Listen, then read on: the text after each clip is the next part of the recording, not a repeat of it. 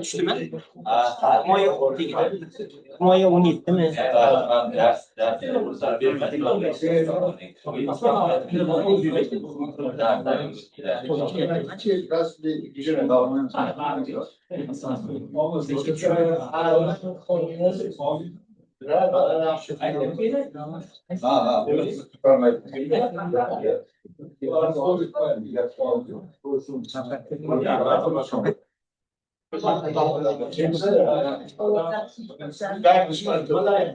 Moya için 17.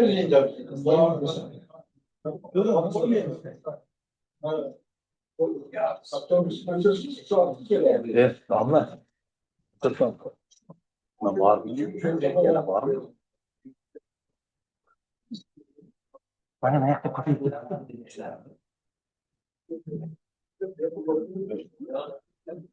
Bir daha bir oku varayım üstüne. Ama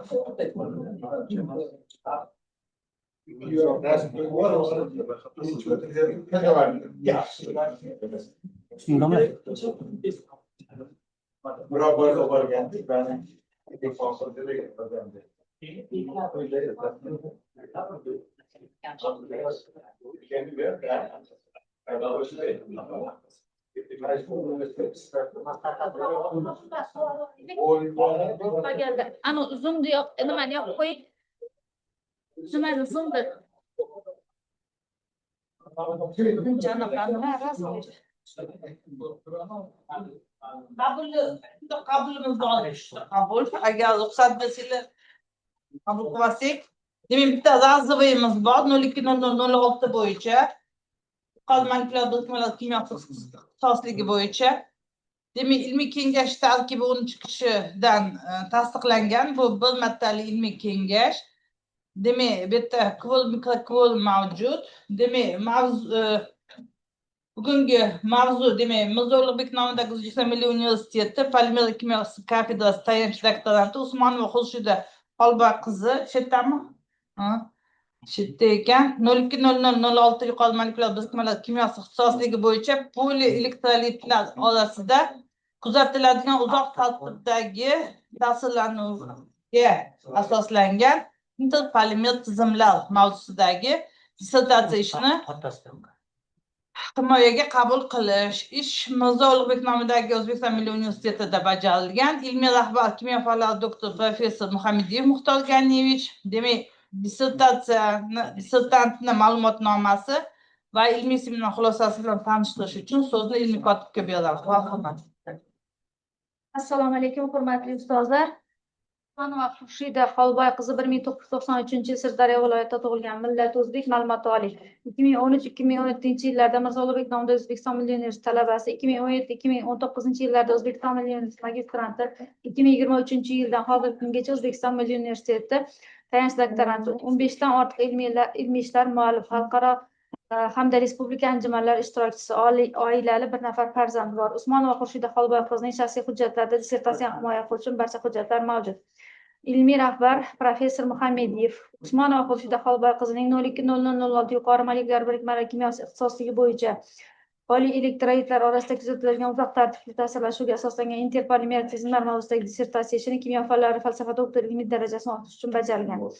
Dissertatsiya ishining dastlabki muhokamasi 19 sentyabr 2025-yilda O'zbekiston Milliy universiteti polimerlar kimyosi kafedrasining 3-sonli majlisida muhokama qilingan. Majlis bayonnomasi kafedra mudiri Mahkamov va O'zbekiston Milliy universiteti ilmiy ishlar va innovatsiyalar bo'yicha prorektor Ergashev tomonidan tasdiqlangan. Taqdirchi O'zbekiston Milliy universiteti kimyo Qurbonov. Yig'ilish Usmonova Xurshida Xolboyev qizini bir martalik ilmiy kengash qoshidagi ilmiy seminarda muhokama qilish uchun tavsiya etgan. Dissertatsiya ishining muhokamasi O'zbekiston Milliy universiteti huzuridagi DSK 03 raqamli ilmiy kengashning 02.0006 yuqori molekulyar birikmalar kimyosi bo'yicha ilmiy seminarda 2025-yil 11 noyabrda birinchi sonli majlisda muhokama qilingan. Majlis bayonnomasi ilmiy seminar raisi professor Mahkam tomonidan imzolangan, ilmiy ishlar va innovatsiyalar bo'yicha prorektor Ergash tomonidan tasdiqlangan. Taqdirchilar katta o'qituvchi Qurbonov va dotsent Yarmanov. Seminar Usmonova Xurshida Xolboyev qizining 02.0006 ixtisosligi bo'yicha bajarilgan dissertatsiya ishini O'zbekiston Milliy universiteti huzuridagi bir martalik ilmiy kengashda himoya qilish uchun tavsiya etgan. Rasmiy opponentlar sifatida Rahimov Adham Salimov, Toshkent to'qimachilik va yengil sanoat instituti professori Jo'rayev Murod Mahmarajab o'g'li Chirchiq davlat pedagogika universiteti kafedra mudiri, Turobov Hamza Turobov Samarqand davlat universiteti professori, Qulmuratov Nurbek Chirchiq davlat pedagogika universiteti dotsenti, yetakchi tashkilot sifatida umumiy va noorganik kimyo instituti, Toshkent to'qimachilik yengil sanoat instituti, Toshkent kimyo texnologiya instituti tavsiya qilingan. Rahmat. Katga savollar bormi? Tushunarli. Dissertantdan chetda qatnashyapti. Savollar bormi? Yo'q. Demak, endi qabulga o'tamiz. Kim Usmonova Xurshida Xolboyev qizining 02.0006 yuqori molekulyar birikmalar kimyosi ixtisosligi bo'yicha kimyo fanlari bo'yicha falsafa doktor dissertatsiya ishini himoyaga qabul qilish mumkin deb hisoblasa, marhamat ovoz berish bilan so'rayman. Rahmat. Qarshilar, betaraflar yo'q. Bir ovozdan qabul qilindi. Endi ushbu ish yuzasidan opponentlarni va yetakchi tashkilotni belgilab olishimiz kerak. Ilmiy seminar tavsiya etgan kimyo fanlari doktor professor Rafikov Adham Salimovich, PhD dotsent Jo'rayev, kimyo fanlari doktor professor Turobov, PhD dotsent Qutlimurodovani. Qutlimurodov. Nurbek. Yetakchi tashkilot sifatida tavsiya etilgan O'zbekiston Respublikasi umumiy va noorganik kimyo instituti, Toshkent kimyo texnologiya instituti hamda Toshkent to'qimachilik va yengil sanoat instituti. Tasdiqlash uchun tavsiya etilyapti kimyo fanlari doktor professor Rafikov hamda PhD Jo'rayev. Demak, yetakchi tashkilot sifatida kimyo texnologiya instituti. Rozimisizlar? Yaxshi. Takliflar bormi yana? Rozi bo'lsanglar, marhamat ovoz berishdan so'rayman. Rahmat. Qarshilar, betaraflar yo'q.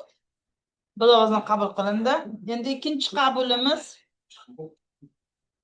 Demak, Mirzo Ulug'bek nomidagi O'zbekiston Milliy universiteti fizikaviy kimyo kafedrasi tayanch doktoranti Adinayeva Dilnoza Qurbonali qizi. Ketdami? Demak, 02.0004 fizikaviy kimyo ixtisosligi bo'yicha bajarilgan ayrim nodir metall yo'llarini donador ionitlar yordamida sotsiallanishning fizik kimyoviy jihatlari mavzusidagi kimyo fanlari bo'yicha falsafa doktor dissertatsiya ishini himoyaga qabul qilish. Ish Mirzo Ulug'bek nomidagi O'zbekiston Milliy universitetida bajarilgan. Ilmiy rahbar professor Hamdam Ikromovich Akbarov. Demak, dissertatsiya ma'lumotnomasi va ilmiy seminar xulosasi bilan tanishtirish uchun so'z Nikotga beriladi. Rahmat. Adinayeva Dilnoza Qurbonali qizi 1993-yil Surxondaryo viloyatida tug'ilgan, millati o'zbek, ma'lumoti oliy. 2018-yilda O'zbekiston Milliy universiteti bakalavriatura, 2020-yilda O'zbekiston Milliy universiteti magistratura bosqichini tamomlagan. 2021-2023-yillarda Biorganik kimyo instituti fermerlar kimyosi laboratoriyasida kichik ilmiy xodim bo'lgan. 2023-yilda fizikaviy kimyo kafedrasi stajyor tadqiqotchisi, 2024-yilda fizikaviy kimyo kafedrasida tayanch doktorant, 15 dan ortiq ilmiy ishlar muallifi, bir qator xalqaro respublika anjumanlar ishtirokchisi, oilali.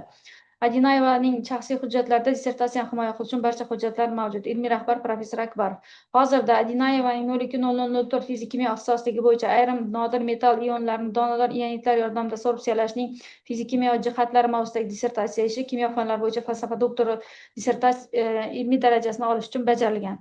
Dissertatsiya ishining muhokamasi O'zbekiston Milliy universiteti fizikaviy kimyo kafedrasida 2025-yil 10 oktyabrda 7-sonli majlisda muhokama qilingan. Yig'ilish bayonnomasi professor Kattayev tomonidan imzolangan. O'zbekiston Milliy universiteti prorektor Ergash tomonidan tasdiqlangan.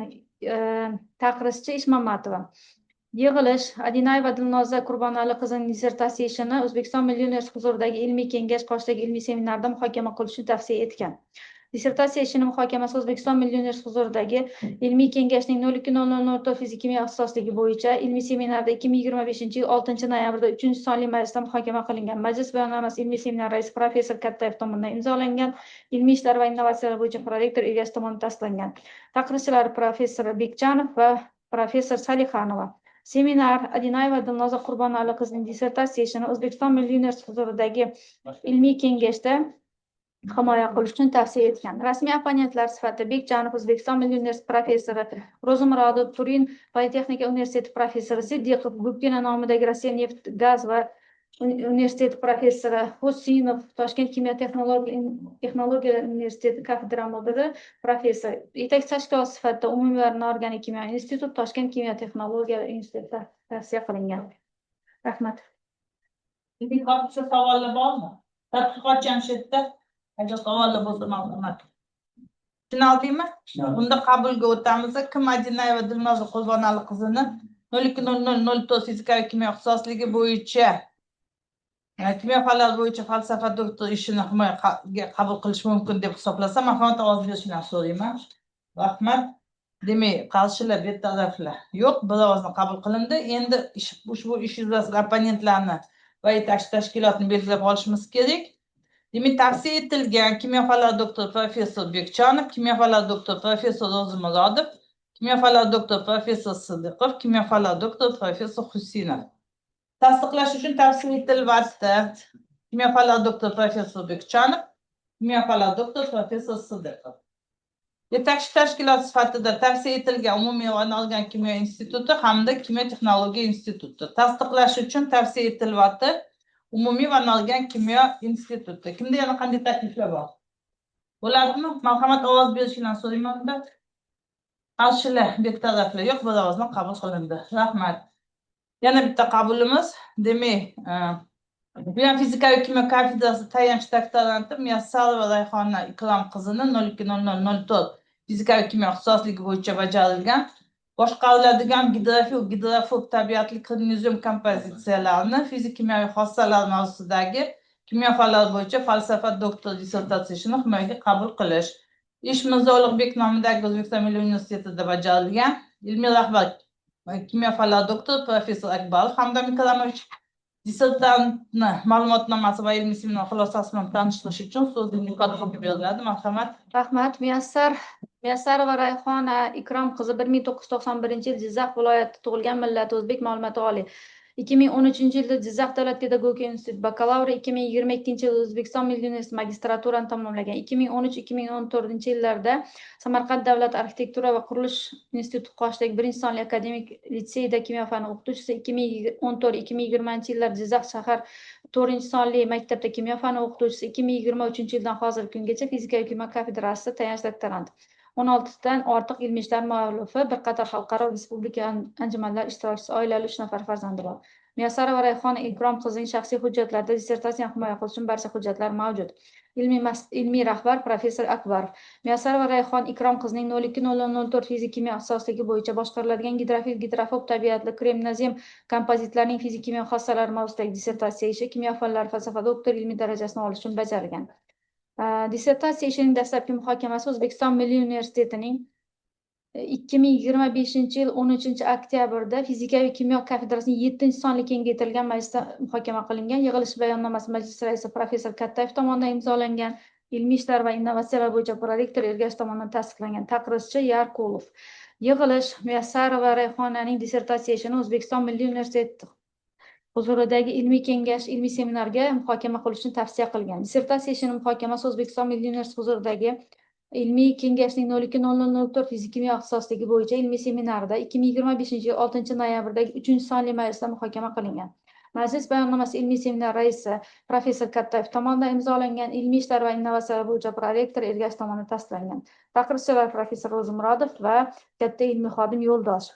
Seminar Muyassarova Rayhona Ikrom qizining dissertatsiya ishini ilmiy kengashda muhokama qilish uchun tavsiya etgan.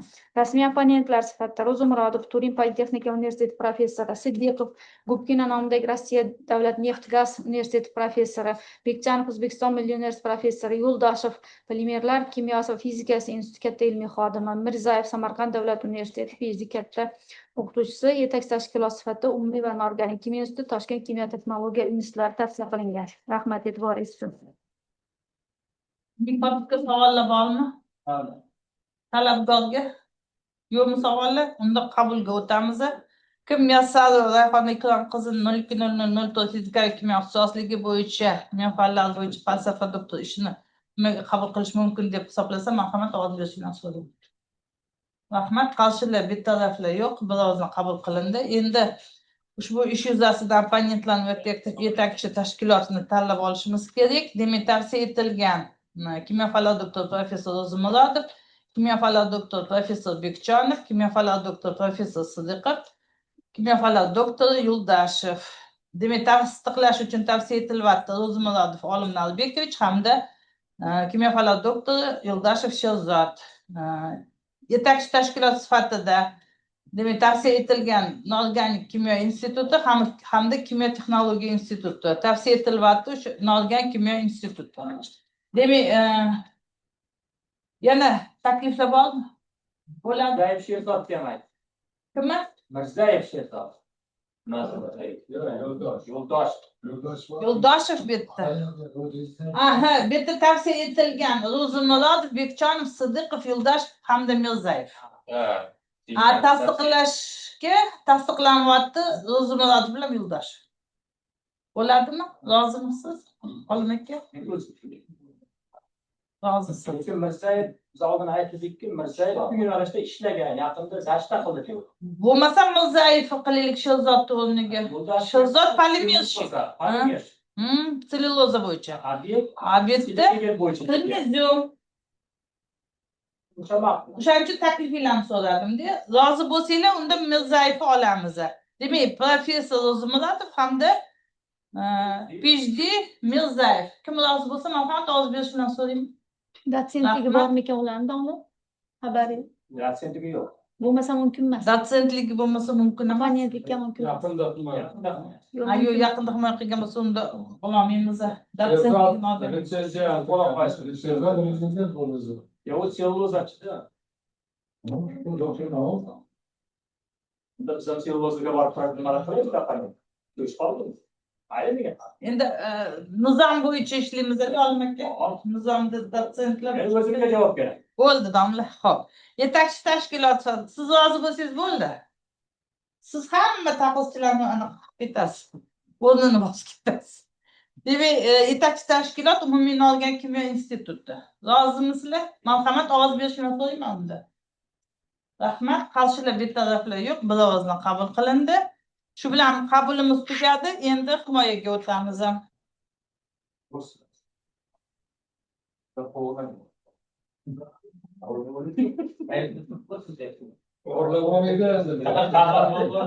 Va nihoyat shuncha yil kutgan himoyamiz bugun. Dilshodni har kuni tinch qo'ymas edim, qachon deb. Mana bugun shu kun ekan.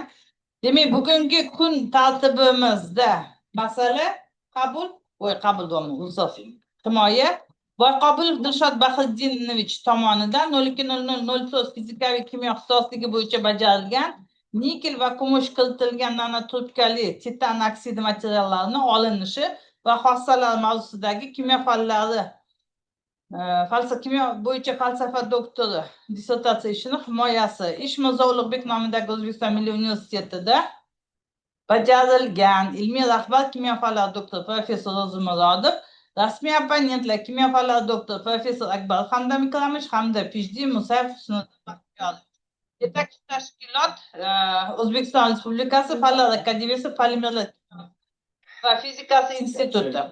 Kun tartibi bo'yicha savolli takliflar. Rozimisizlar? Demak, rozi bo'lsangiz kun tartibini tasdiqlab beringlar. Rahmat, bir ovozdan ma'qullandi. Endi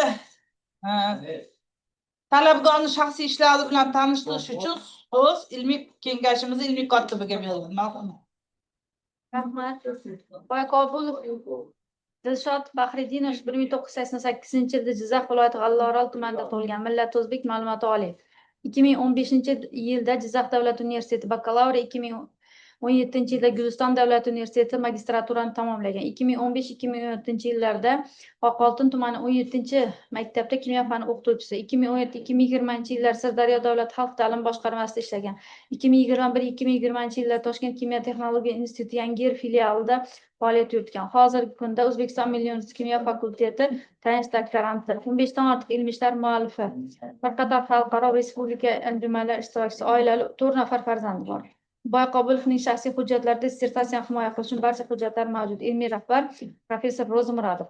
Hozirda Boyqobilovning 0,0004 fizik-kimyo ixtisosligi bo'yicha nikel, kumush kiritilgan nanotrubkali titan toroksid materiallarining olinishi va xossalar mavzusida dissertatsiya ishi kimyo fanlari bo'yicha falsafa doktori ilmiy darajasini olish uchun bajarilgan.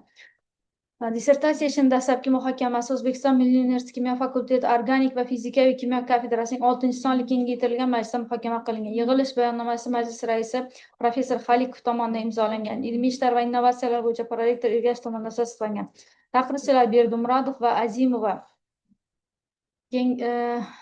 taqriz ijobiy ilmiy seminarda muhokama qilish uchun tavsiya etgan. Xo'p, dissertatsiya ishining muhokamasi O'zbekiston Milliy universiteti huzuridagi ilmiy kengashning 02.0004 fizik-kimyo ixtisosligi bo'yicha 2025-yil 15-oktyabrdagi 2-sonli majlisida muhokama qilingan. Majlis bayonnomasi ilmiy seminar raisi professor Akbarov tomonidan imzolangan. Ilmiy ishlar va innovatsiyalar bo'yicha prorektor Ergashev tomonidan tasdiqlangan. Taqrizchilar professor Berdimurodov va professor Bekjanov. Seminarda Boyqobilov Dilshod Bahridinovichning 02.0004 fizik-kimyo ixtisosligi bo'yicha bajarilgan dissertatsiya ishini O'zbekiston Milliy universiteti huzuridagi ilmiy kengashda himoya qilish uchun tavsiya etilgan. Dissertatsiyani muhokama davrida ko'rsatilgan kamchiliklar inobatga olingan va tuzatilgan. Himoya haqidagi e'lon 8-noyabr 2025-yilda O'zbekiston Respublikasi Oliy attestatsiya komissiyasining veb-saytida, 12-noyabrda O'zbekiston Milliy axborot agentligi veb-saytida, 14-noyabrda Ziyonet axborot tarmog'i portaliga joylashtirilgan. Yetakchi tashkilot sifatida dissertatsiya ishi vaqti referati Polimerlar kimyosi va fizikasi instituti ilmiy seminarining kengaytirilgan majlisida muhokama qilingan. 2025-yil 18-noyabr 8/3 sonli bayonnoma. Ilmiy seminar raisi professor Sarimsaqov va taqrizchi PhD Ergashev tomonidan berilgan taqrizda dissertatsiya ishi ijobiy baholanib, unda ishning dolzarbligi, ilmiy yangiligi, olingan natijalarning ilmiy asoslanganligi va amaliy ahamiyati ko'rsatilgan. Rahmat e'tiboringiz uchun. Ilmiy tadqiqotga savollar bormi? Tushunarli bo'lsa, so'z talabgorga beriladi. Dissertatsiya ishi bo'yicha ma'ruza qilish uchun. Marhamat, reglament 20 minut. Assalomu alaykum, hurmatli ustozlar, hurmatli qatnashchilar. Men Boyqobilov Dilshod Bahriddinovich nikel va kumush kiritilgan nanotrubkali titan dioksid materiallarining olinishi va xossalari mavzusidagi dissertatsiya taqdimotimni namoyish etaman. Dastlab titan dioksid va unga kiritilgan nanokompozit materiallarning amaliy ahamiyati hozirgi kunda eng dolzarb bo'lgan sohalarda elektronika, kataliz, sensorlar, tibbiyot, atrof muhit, energiya va boshqa shunga o'xshash eng muhim sohalarda ilmiy va amaliy ahamiyatga ega bo'lib bormoqda.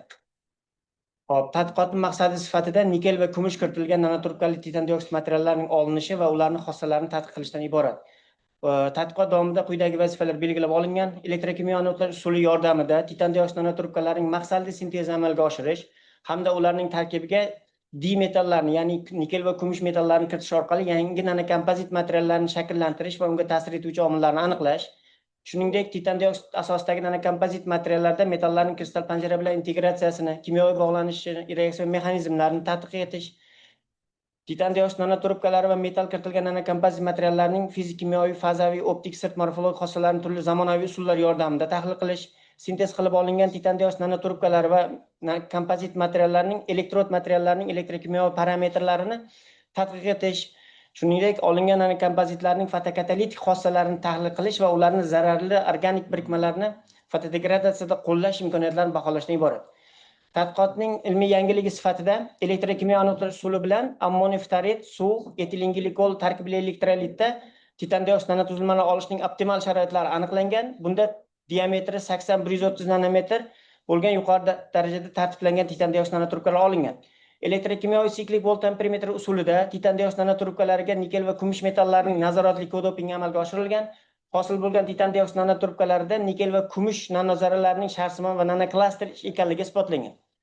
Shuningdek, olingan nanotrubkalarning umumiy qarshilik qiymatlari kamayib borishi aniqlangan. Natijada toza titan dioksidiga nisbatan ikkala metal birgalikda kiritilgan namunada impedans elektron spektroskopiya qiymati 2 martagacha kamayganligi kuzatilgan. Bunda nikel va kumush birgalikda kiritilgan nanotrubkalarda eng yuqori fototok va zaryad uzatishi 0,37 milliampergacha oshganligi qayd etilgan. Olingan nanokompozitlarning metilin ko'ki bo'yog'ining ko'rinuvchi nur ta'sirida fotoparchalanishga qo'llanilgan fotokatalytik samaradorligi 2 soat davomida 73% gacha oshishi aniqlangan. Dastlab biz titan dioksid nanotrubkalarini sintez qilib oldik. Bunda biz elektrokimyo anodlash qurilmasidan foydalandik. Elektrokimyo anodlash qurilmasida anod sifatida titan falga, katod sifatida esa platina metali ishlatilgan. Dastlab titan falga kerakli o'lchamda kesib olingan va atseton, etanol hamda distillangan suv ketma-ketligida 15 daqiqadan tozalangan, ultratovushda tozalangan. Tozalangan titan falga 1 soat davomida havosiz sharoitda quritildi, so'ng ikkinchi bosqich anodlash bosqichiga qo'yildi. Bunda anodlash bosqichining davomiyligi 4 soat davom etdi.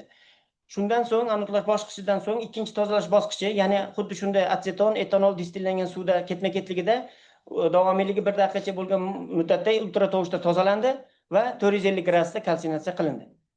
Elektrolit sifatida ammoniy ftarit, suv hamda etilen glikoldan foydalanilgan. Anodlash sistemaga berilgan kuchlanish esa 60 voltni tashkil etdi. Shuningdek, olingan titan dioksid nanotrubkalariga nikel, kumush hamda ikkala metalning birgalikda kiritilishi siklik volt ampermetr usulida amalga oshirildi. Bunda galvanostatda 3 elektrodli tizimdan foydalanildi. Bunda working, ya'ni ishchi elektrod sifatida titan dioksid nanotrubkalari, qarshi elektrod sifatida platina hamda referens elektrod sifatida kumush xloriddan ishlatilgan.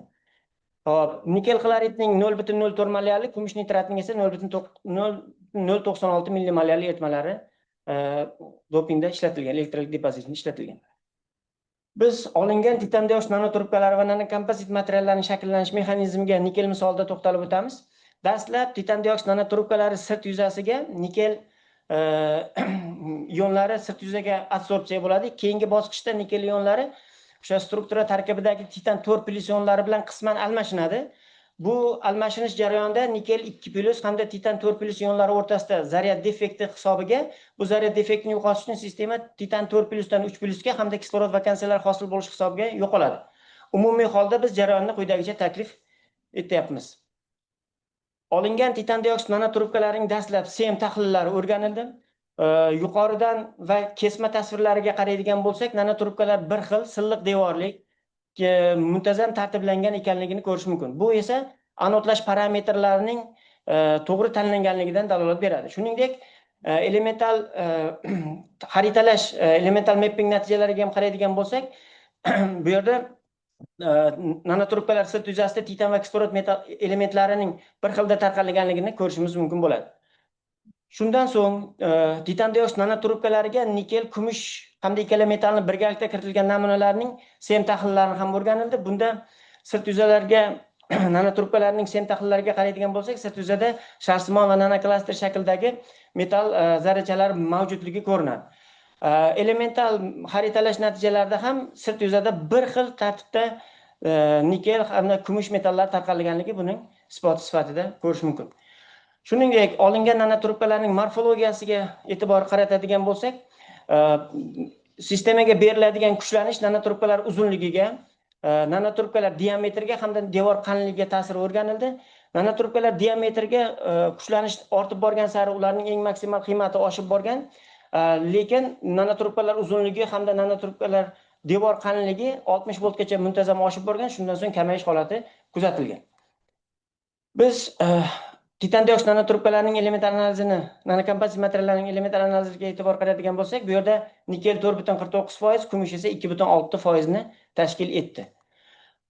Titan dioksid asosidagi nanotrubkalarning rengen XRD tahlillariga qaraydigan bo'lsak, titan dioksid nanotrubkalarida 25, 3, 38 va hokazo ikkita qiymatlarida toza titan dioksidga xos bo'lgan piklarni ko'rishimiz mumkin. Lekin bu yerda birorta o'sha rutilga xos bo'lgan piklar mavjud emas, chunki kalsinatsiya 450 gradusda muntazam 2 soat davomida qizdirilganda kalsinatsiya jarayoni muvaffaqiyatli amalga oshirilganini dalolat beradi. Shuningdek, strukturaga nikel hamda kumush yoki ikkala metal birgalikda kiritilgan namunalarning rentgen tahlillariga qaraydigan bo'lsak, o'sha piklarning kengayishi yoki qo'shimcha piklarning hosil bo'lishi o'sha strukturaga metallar kirganligidan dalolat beradi. Shuningdek, olingan nanotrubkalarning ikki spektriga ham e'tibor qaratadigan bo'lsak, titan, kislorod, titan, kislorod metalga xos bo'lgan cho'qqilar 400 dan 900 teskari santimetr sohada barcha namunalarda mavjudligi ikki spektrlardan ko'rish mumkin bo'ladi.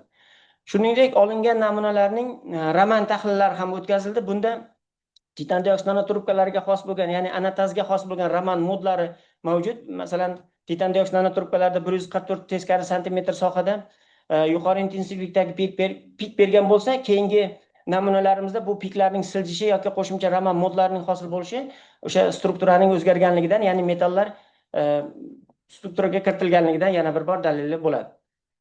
Olingan namunalarning XPS analizi natijalarini ham oldik. Bunda titan 4+ hamda kislorodga xos bo'lgan nanotrubkalarda titan 4+ hamda kislorodga xos bo'lgan XPS da 530 yoki 460 atrofidagi nimalarda titan 4+ ga xos bo'lgan cho'qqilar mavjud bo'lgan bo'lsa, keyingi namunalarga qaraydigan bo'lsak, kumush kiritilgan namunada bu qiymat o'sha 367 atrofida kumush metalliga xos bo'lgan yoki 374 atrofida kumush metalliga xos bo'lgan cho'qqilar mavjudligi yoki nikel kiritilgan namunada nikel 2+ hamda nikel metalliga xos bo'lgan cho'qqilar mavjudligi XPS usuli bilan tasdiqlandi.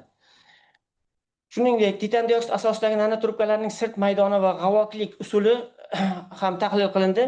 Olingan namunalarga qaraydigan bo'lsak, barchasida adsorpsiya, desorpsiya izotermalari mavjud. Barchasi 4-tipga mos tushadi. Shuningdek, nanotrubkalarning o'sha o'rtacha o'lchamini hisoblanganda 3,456 nanometrni tashkil etdi. Bu esa olingan namunalarning o'sha mezog'avoklar turkumiga kirishini isbotlaydi. Sirt tahlillarini olish uchun biz AKM tahlillarni o'tkazdik. Olingan titan dioksid nanotrubkalariga nisbatan metal kiritilgan namunalarda sirt yuzaning dag'alligi oshib borgan. Bu esa o'sha sirt yuzaning oshishi fotokatalitik faollikka olib kelishi mumkinligi haqida xulosalar beradi. Shuningdek, titan dioksid nanotrubkalari hamda unga metal kiritilgan namunalarning elektrokimyoviy xususiyatlarini ham o'rgandik. Titan dioksid nanotrubkalariga qaraydigan bo'lsak, nanotrubkalarda hech qanaqa redoks juftliklari yo'q. Metal kiritilgan namunalarda esa bu oksidlanish va qaytarilish piklari ma'lum bir kuchlanishlarda mavjudligi ko'rindi. Demak, bundan xulosa qilish mumkin, titan dioksid nanotrubkalariga nisbatan metal kiritilgan namunalarda o'tkazuvchanlik oshib borayotganligidan dalolat beradi. Olingan namunalarning elektrokimyoviy impedans spektroskopiyasi ham o'rganildi. Bunda titan dioksid nanotrubkalarda bu qarshilik qiymati 4580 ohmni tashkil qilgan bo'lsa, nikel, kumush hamda ikkala metal birgalikda kiritilgan namunalarda Nyquist plotlari, ya'ni Nyquist yarim doiracha qiymatlari kamayib borganligini ko'rishimiz mumkin. Bu esa o'sha qarshilikning kamayishi o'tkazuvchanlikning oshishiga olib keladi degan xulosani beradi. Shuningdek, impedans elektron spektroskopiya qiymatlarini yanada ishonchliroq, mustahkamroq bilishimiz uchun biz bot hamda faza burchaklarini ham o'rgandik. Xuddi shunday bu qiymatlar ham titan dioksid nanotrubkalariga nisbatan metal kiritilgan namunalarda o'sha qarshilikning umumiy qarshiliklarning kamayishi hisobiga o'tkazuvchanlikning oshayotganligidan dalolat beradi. Titan dioksid asosidagi nanotrubkalarning fototok xususiyatlari ham o'rganildi. Dastlab titan dioksid nanotrubkalarida 0.18 milliamper juda kam tok o'tkazuvchanlik mavjud bo'lgan bo'lsa, metal kiritilgan namunalarda bu qiymat oshib borgan. Ikkala metal kiritilgan namunada deyarli titan dioksid nanotrubkalariga nisbatan 105% atrofida o'sha o'tkazuvchanlik oshganligini ko'rishimiz mumkin.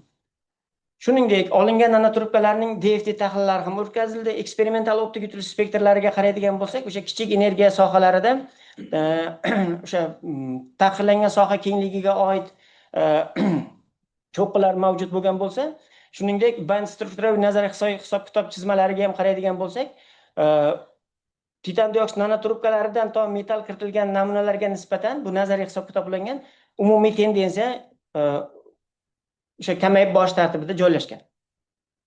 Bu taqdimotda titan dioksid asosidagi nanotrubkalarning kristal panjarasining atomar modeli, shuningdek titan dioksid asosidagi nanotrubkalarning zaryad zichligi grafiklari ham o'sha DFT hisob-kitoblarida nazariy hisob-kitob qilingan. Endi titan dioksid asosidagi nanotrubkalarning taqiqlangan soha kengligi, ya'ni bandgap qiymatlari o'rganildi. Titan dioksid nanotrubkalari bilamizki 314, 32 elektron volt qiymatga ega. Biz nikel kiritilgan kumush hamda ikkala metal birgalikda kiritilgan namunalarning bandgap tahlilini o'rganganimizda bu qiymat titan dioksid nanotrubkalariga nisbatan nikelda 207, kumushda 267, ikkala metal kiritilganda esa bu qiymat 206 elektron voltgacha kamayganligini kuzatish mumkin. Bu esa o'sha valent banddan conduction band o'rtasidagi qo'shimcha energiya sathlarning paydo bo'lish hisobiga bandgap taroyapti degan xulosani beradi. Olingan nanotrubkalarning metilin ko'ki fotodegradatsiyasini o'rganib chiqdik. Ma'lumki, titan dioksid nanotrubkalari ko'rinmaydigan sohada faol, lekin biz ularga metal kiritish hisobiga o'sha ko'rinmaydigan sohani ko'rinadigan sohaga siljitmoqchimiz. Asosiy nimasi shu. Shunga qaraydigan bo'lsak, nikel, kumush hamda birgalikda ikkala metal birgalikda kiritilgan namunalarda bu mos ravishda 69, 71 hamda 73% gacha 2 soat davomida fotodegradatsiyaga uchraganligini ko'rishimiz mumkin bo'ladi. Shuningdek, titan dioksid asosidagi nanotrubkalar ishtirokida metilin ko'k fotodegradatsiyasining izotermalariga ham qaraydigan bo'lsak, barchasi o'sha korrelyatsiya koeffitsiyenti deyarli modelga mos keladi. Konstantalar oshib borayotganligi bu nanotrubkalarga nisbatan qolgan namunalarimizda o'sha reaksiya tezroq borayotganligidan dalolat beradi. Keyingi izotermalarga qaraydigan bo'lsak, o'sha vaqt o'tishi davomida o'sha metilin ko'k konsentratsiyasining kamayib borishi haqida xulosa qilish imkonini beradi. Xulosalar sifatida elektrokimyo anotr suli yordamida etilin glikol, ammoniy ftarid, suv tarkibli elektrolitda diametri 80-130 nanometrli, uzunligi 6-9 mikrometr bo'lgan muntazam tartiblangan titan dioksid nanotrubkalar sintez qilindi hamda 450 gradusda kalsinatsiyadan so'ng anotaz fazalar shakllangani aniqlandi. Nikel va kumush metallari siklik volt ampere metr usulidan titan dioksid nanotrubkalarga kiritilishi kuzatildi. Natijada titan kislorod nikel hamda titan kislorod kumush tipidagi kimyoviy bog'lanishlar hosil bo'lib, metall ionlarning titan dioksid panjarasiga doperlangani aniqlandi. Bunday modifikatsiya zaryad tashuvchilarning ajralishini samarali kuchaytirgan. Toza titan dioksidga nisbatan ikkala metal birgalikda kiritilganda fototok qiymati 0.37 mA gacha ko'tarilishi isbotlandi. Rentgen natijalariga qaraydigan bo'lsak, titan dioksid nanotrubkalariga nikel va kumush metallarni birgalikda kiritilganda nikel uchun 44,5, kumush uchun 38,2 ikkita qiymatlarida cho'qqilar borligi mavjudligi aniqlandi. Bu yerda metal kiritilgan nanokompozit materiallarda nimalarga qaraydigan bo'lsak, sirt yuzada o'sha 500-700 teskari santimetr sohalarda metal bog'lanishlarga xos bo'lgan cho'qqilar mavjudligi ko'ringan. Shuningdek, taqiqlangan soha kengligi titan dioksidga nisbatan 314 elektron voltni tashkil etgan bo'lsa, birgalikda kiritilgan namunada 2,6 elektron voltgacha kamaydi. Bu esa o'sha ko'rinish nurali sohasida fotokatalitik faollikni ortishiga olib kelganligidan dalolat beradi. Titan dioksid nanotrubkalari va ularning nanokompozitlari ES tahlillari natijalarida zaryad uzatish qarshiligi toza titan dioksidga nisbatan ikkala metal birgalikda kiritilgan namunalarda 2 marta kamayganini ko'rsatdi. Bu esa elektrod yuzasida elektron va ionlar uzatish jarayonlarining sezilarli darajada yaxshilanganligini, shuningdek, kodoping jarayonlari orqali faol markazlar soni va sirt o'tkazuvchanlikning oshganligini tasdiqlaydi. Olingan nanokompozit ko'rinish nurlari ta'sirida metilin ko'ki bo'yoqning parchalanishida eng yuqori samaradorlikka ega bu ikkala metal birgalikda kiritilgan nanokompozit material hisoblanib, 2 soat davomida 73% degradatsiyaga uchraganligini ko'rish mumkin. Fotokatalitik parchalanish jarayonining psevdo birinchi tartib qonuniyatiga bo'ysunadi va fotodegradatsiya tezlik doimiysining oshishi oqova suvlar tarkibidagi zararli organik birikmalarni samarali ravishda tozalash mumkin va bundan olingan natijalarni amaliyotda qo'llashga tavsiya etish mumkin bo'ladi. Dalolatnoma va ma'lumotnomalar ilmiy ishlar ro'yxati keltirilgan. E'tiborlaringiz uchun rahmat. Mavzu tugadi. Kimda qanday savollar bor, marhamat? Marhamat, professor Muhammadiev. Bütün jarayonda nanotrubka, metal nano zarrachaları gapirdik. Yaxshi, juda ham ko'rdik. Lekin biror bir razmerlar haqida gap gapirdik. nanometrdagi sonini o'lchamlarini aytmadingiz. Qanaqa bo'lsa o'lcham? Xo'p, bu yerda ustoz Ahmad ustoz savol uchun xulosalarda Bunisi metallarniki. metallarniki 60-90 nanometr oralig'ida chiqqan. O'sha sharslarning diametri, o'rtacha diametri. Ikkinchi savolimiz. O'sha metal nano zarrachalari titan nano trubkalarga qanday joylashgan? Qanday kuchlar orqali mana yoki shunday g'ildirab yurish turmoqda nimalar? Rahmat ustoz. Xo'p, nikel metali titan dioksid nanotrubkalariga qisman almashinadi, ya'ni strukturaga kiradi. Qisman almashinish jarayoni bor. Titan 4+ bilan. Nikel bu yerda ion hamda qisman kovalent bog'lanishlar mavjud. Kumush metali esa faqat uni ion radiusi yuqori, chunki bu nikelli strukturaga kirishi ion radiusi bilan bog'liq. Kumush metalining ion radiusi 1.26, ya'ni 0.605 titan dioksidga, unga nisbatan yuqori bo'lganligi uchun u faqat sirt yuzada o'sha mustahkam yoki o'sha bog'lar orqali bog'langan xolos. Xo'p, bu yerda kuchsiz van der Waals yoki elektrokimyoviy nima bog'lar qatnab bo'lishi. XPS oching, XPS. Mana XPS'da metallarni, ionlarni cho'q qistiribdi. Shunday. Lekin mana siz aytyapsiz, nikel deysiz, titanni o'rniga o'tiradi deyapsiz. Demak, titanni o'rniga o'tirgandan keyin nikel kislorod bog'lar bo'lishi kerak, to'g'rimi? Nikel kislorod. XPS'da ko'rsatmadingiz bog'lar. Bu yerda ustoz XPSda nikel 2+ ionlarga xos bo'lgan cho'qqilar bor. 856 hamda 874 oralig'ida. Nikel o'ch. Nikel oksidiga xos bo'lgan piklar bu pikda ko'rinmoqda. Shunday. Bo'lsa, nikel O bog'larini o'sha elektron o'rtaga cho'qqisi bo'lishi kerak. Shunday. Lekin buni o'sha rentgen tahlillarida nikel oksidga xos bo'lgan cho'qqilar bor. XPSga yetadigan yo'q. Albatta, albatta. Bular hammasi taxminiy bo'lsa, bu aniq.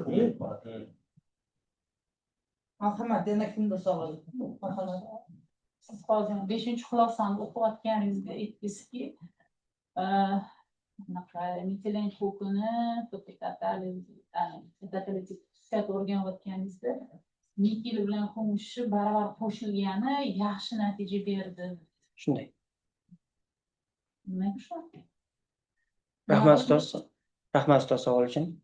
Chunki nikel bilan kumush ikkalasi birgalikda kiritilganda sinergetik ta'sir tufayli bo'ladi bu narsa. Ya'ni nikel strukturaga oson kiradi. Oson kirgani uchun u bandgapni toraytiradi. Bu qo'shimcha energiya sathlariga olib keladi.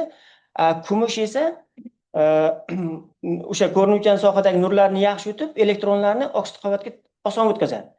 Va oksid qavatga o'tgan elektronlar orqaga o'sha Fermi darajasidagi farqlar hisobiga shotki to'siq hosil bo'lish hisobiga orqaga qayta olmay qoladi. Natijada elektronlar va hol deymiz, qavaklarning yashash davomiyligi ortadi. Bu esa o'sha faol aktiv markazlar sonining oshishiga olib keladi.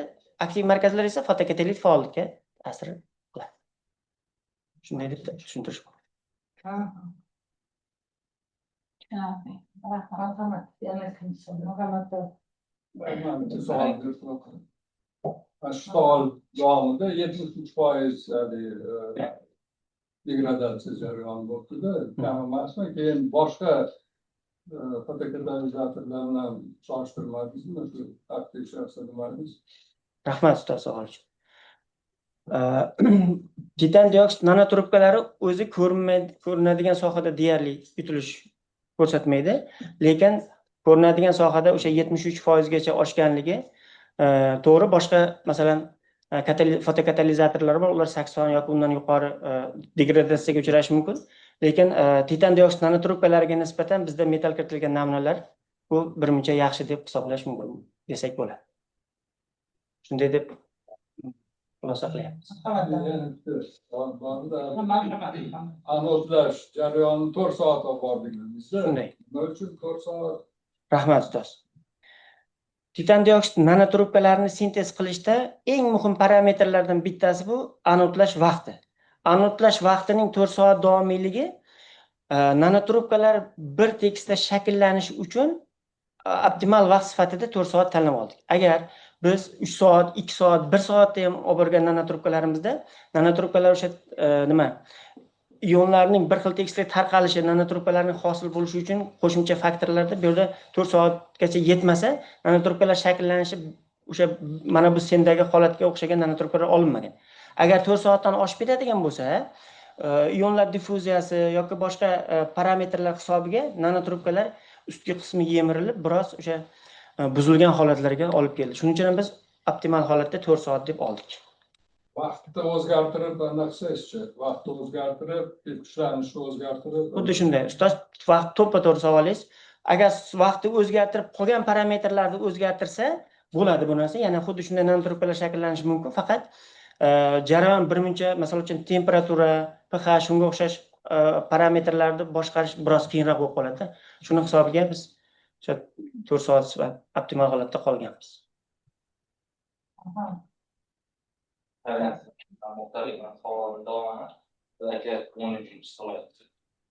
Titan, kislorod, metal kislorod bog'lari deyapti. Demak, bu yerda qanaqadir kislorod, nikel, kislorod, kumush o'rtasida kimyoviy bog' bo'ladi degan gap bo'lyapti. Siz sintez qilayotgan jarayonda metal nano zarrachalarini oldik deyapsiz. Metal oksidmi yo metalmi? Mazkur savol.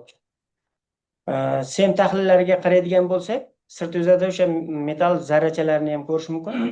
Raman, kechirasiz, rengen tahlillari hamda XPS tahlillarida ko'radigan bo'lsak, nikelga xos bo'lgan va nikel oksidga xos bo'lgan piklar ham mavjudligi ko'ringan. Demak, bundan xulosa qilish mumkinki, qisman nikel ionlari o'sha strukturaga kirgan, qolgan miqdorlari metal yoki oksid holatda, oksid sifatida o'sha sirt yuzida joylashgan degan xulosani beradi. Unda qanday qaytarilishi mumkin? Bu nikelni tuzilib bo'lishi to'g'rimi? Albatta. +2 nikel 0 ga o'tishi yoki bo'lmasa kumush 0 qanday o'zgarib qaytarib?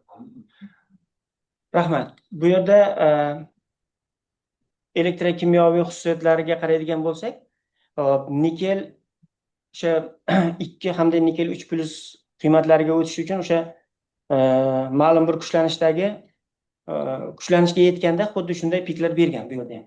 Misol uchun 0.35 voltda nikel gidroksiddan nikel oksid gidroksidga o'tgan va 0.29 da esa bu narsa qaytarilgan. Hozir bo'lgan sistemada qancha metal oksid ko'rinishi hisoblangan XPS dan? Yo'q, faqat biz XPS da metal ionlariga xos bo'lgan piklarda shunday u qiymat hisoblangan. Qarang, hozir o'zi titan oksid, dioksid bilamiz, qisman ko'rinish sohada optik faollik namoyon qiladi. Hozir doping qilyapsiz, o'sha ko'rinish sohada yana ham optik faollikni oshirish. Shunday. Nega aynan nikel, kumush va nimani hisobiga optik faollikni oshirib beryapti? Misol uchun, nega nikelda yaxshi oshmaganda, kumushda yaxshi oshgan? Nega doping qilganda optik faollik ko'rinish sohada yaxshilaydi? Shunday. Rahmat savol uchun. Nikel yuqorida ta'kidlaganimizdek, nikel 2+ ionlarining titan 4+ ionlariga ion radiusi yaqin. Bu strukturaga kirishi hisobiga qo'shimcha energiya sathlar hosil qiladi va bendgapni toraytiradi. Kumush esa faqat nima o'zi? bendgap bu o'sha taqiqlangan soha kengligi deymiz. Ya'ni valent band bilan conduction band orasidagi elektronlar kuchlanishlar orasidagi farq. Quvnovchi va valent bog'lar orasidagi qiymat shunday. Nikel xuddi shunday strukturaga kirganligi hisobiga o'sha bendgapni toraytiradi. Bu qo'shimcha energiya sathlar hosil qiladi. Bu esa bevosita fotokatalit faollikka olib keladi. Kumush esa sirt yuzida shotki to'sig'ini hosil qiladi, ya'ni elektronlar va kovaklarning yashash davomiyligini oshiradi. Bu esa faol markazlar oshishiga olib keladi. Bu bevosita fotokatalit ta'siriga bog'liq bo'ladi. Yana bormi savollar?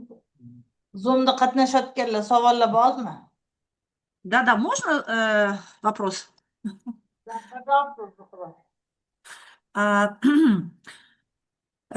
Спасибо большое, очень интересная работа. Вот, я хотела спросить по поводу Вот изучался классический тест фотодеградации в метиленовом сине. Ну вот сейчас у нас большие загрязнения воздуха. Я хотела спросить, а на моделях газовых не изучались подобные системы? Или что вы можете как бы сказать? Вот у вас в автореферате таблица есть по удельной поверхности, да? Там вот интересные данные. Где-то у вас очень большие, много пор, да, и объем пор большой, низкая удельная поверхность, где-то наоборот. Вот вы можете приложить свои данные к газовым, да, ну, к воздуху, допустим, к очистке воздуха, Tushunarlimi savol? свои материалы? Ishlab chiqqan nanotutkalarni havoni tozalashga qo'llashingiz mumkinmi? Albatta, faqat biz endi model nima sifatida faqat laboratoriyada qo'llab ko'rdik. Real obyektlarda qo'llash imkoni biroz murakkab bo'lganligi uchun bu nima cheklandi. Lekin keyingi ishlarimizda albatta bu real obyektlarda qilishga harakat qilamiz. Yo'q, real sistemada qo'llanmadi. Yo'q, qo'llanmadi. Хорошо, тогда вот мне просто интересно, вот кодопинг, да, образец кодопинг показал самую лучшую, да, я понимаю, фототок, активность, да? Да. Кодопинг. Мгм. Ага. Kodop Да, если мы сейчас посмотрим удельную поверхность, например, у нее удельная поверхность всего 3 метра квадратных на грамм. Объем пор 0,244 миллилитра на грамм. Как-то можно объяснить, за счет чего при такой низкой удельной поверхности такая самая лучшая активность?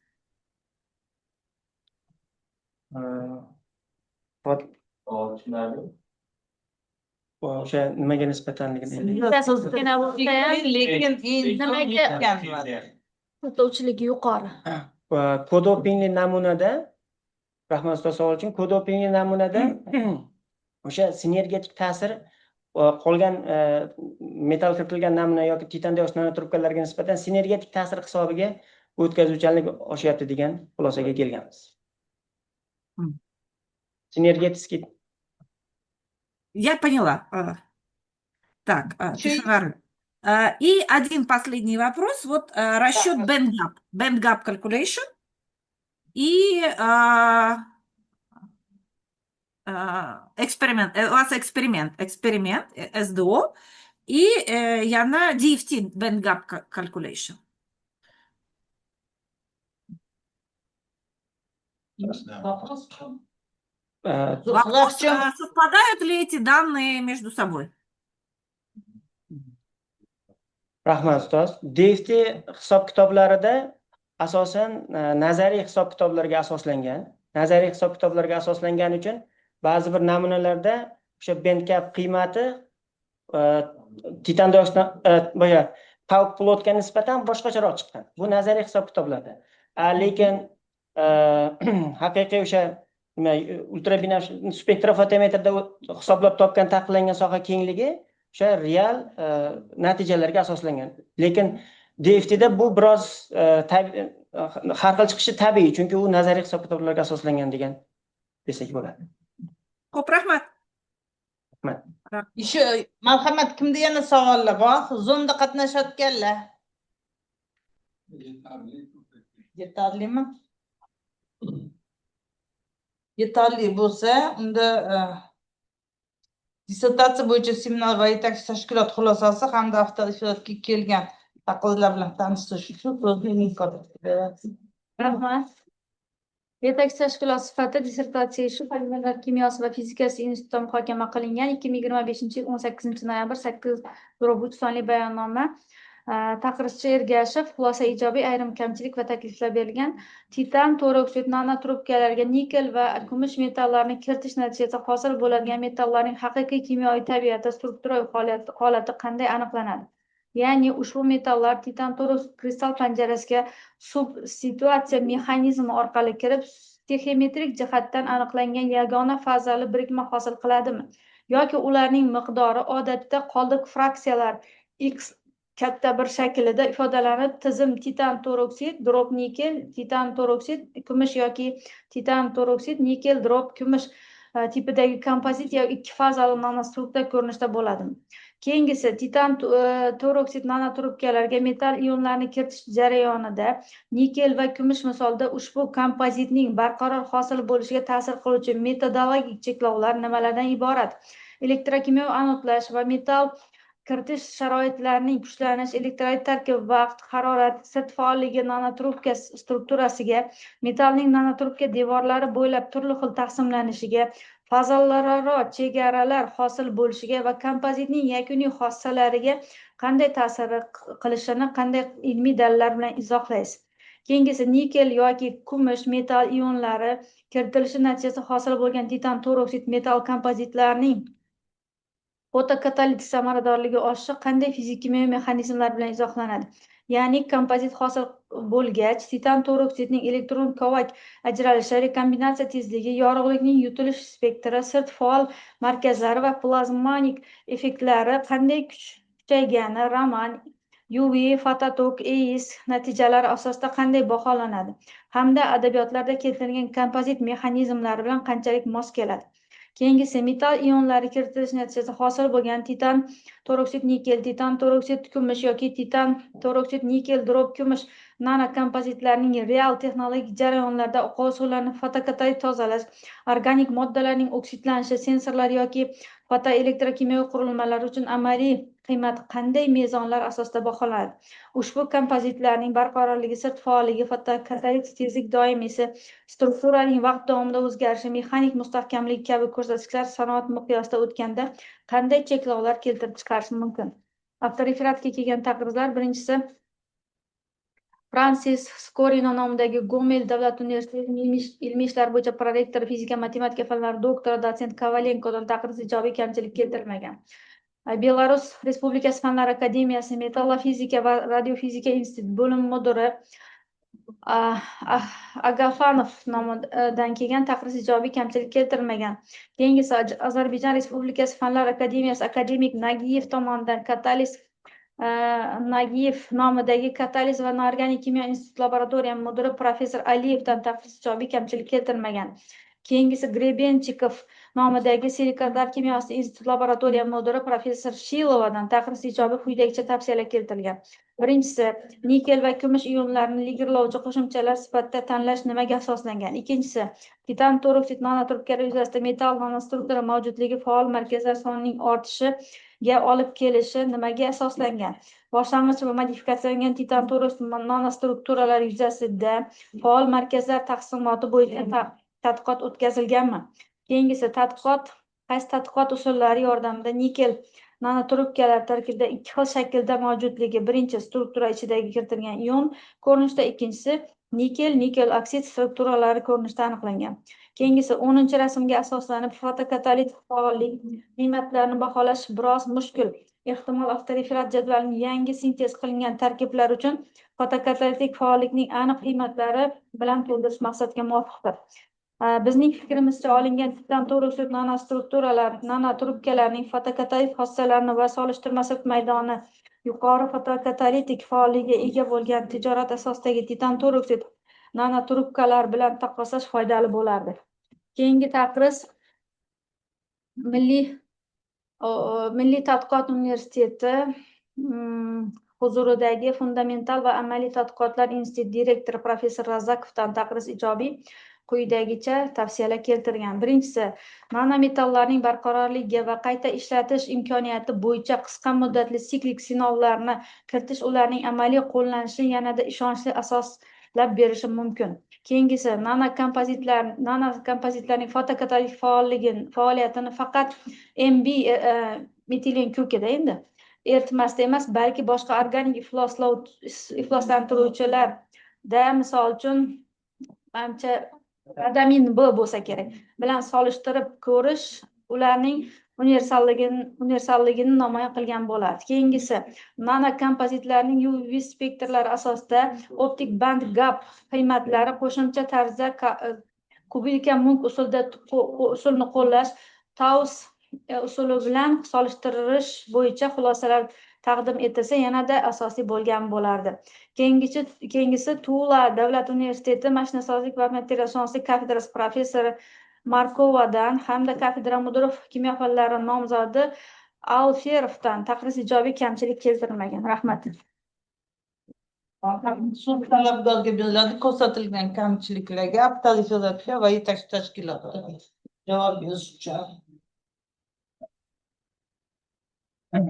Avvalambor yetakchi tashkilot hamda taqrizlarimiz bilan barcha professorlarga o'z minnatdorchiligimni bildiraman va quyidagicha javob beraman. Yetakchi tashkilotga taqrizi bo'yicha birinchisiga titan dioksid nanotrubkalariga nikel va kumush metallarni kiritish natijasida hosil bo'ladigan material odatda yagona stoixiyometrik birikma emas, balki kompozit sifatida shakllanadi. Bunda nikel 2+ ionining radiusi titanga yaqin bo'lgani uchun cheklangan miqdorda o'sha kiritilishi mumkin. Kumush ionlarining radiusi esa o'sha yuqori bo'lganligi uchun asosan nanotrubka sirt devorida oksid klasterlari sifatida joylashadi.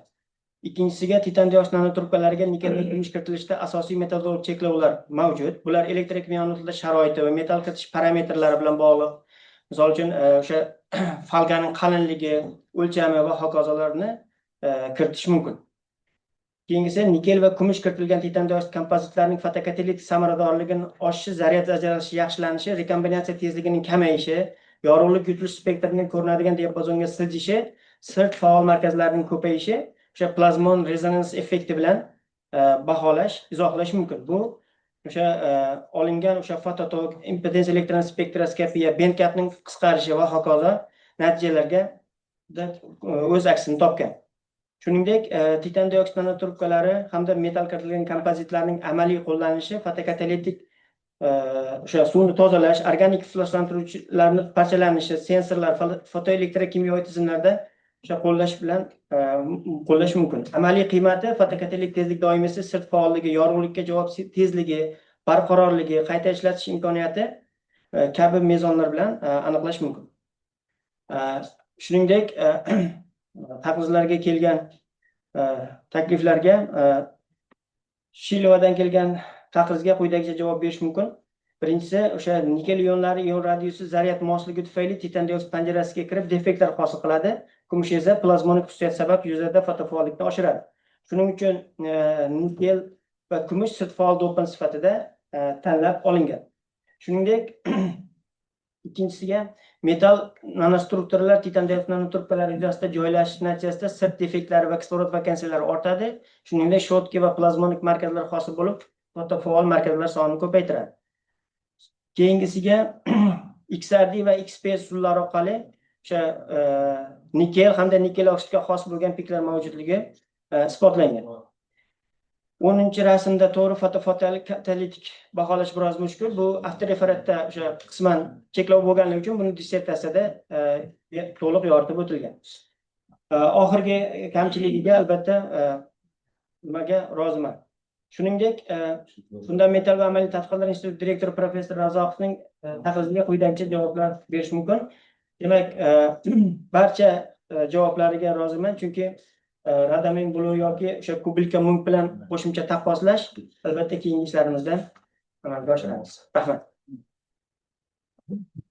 Endi muhokamaga o'tamiz. So'z birinchi rasmiy apangga kimyo fanlari doktori professor Akbar Hamdam Karamovichga beriladi. Marhamat domla.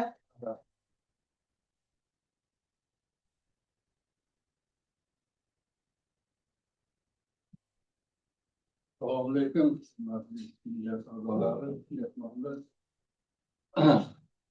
Faqat bir soat vaqtida nikel va kumush kiritilgan nanotrubkali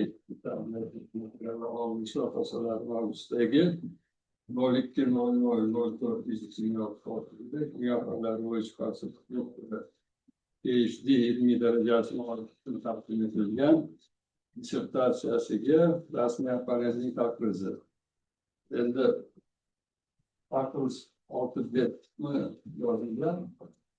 Ben taqrizni o'qib eshitishdan oldin ikki og'iz gapirmoqchi edim. Ma'ruza juda ham chiroyli bo'ldi. Savol-javoblarga ham yaxshi taassurot qoldirdi. Savol-javoblar ham hammasiga batafsil javob berildi. Endi bu shu nano kimyo, nano materiallar yo'nalishidagi tadqiqotlar o'zi 90-yillarda Polimerlar kimyosi va fizikasi institutida professor Qobulov Bahodir Jabbarovich boshchiligida boshlangan edi.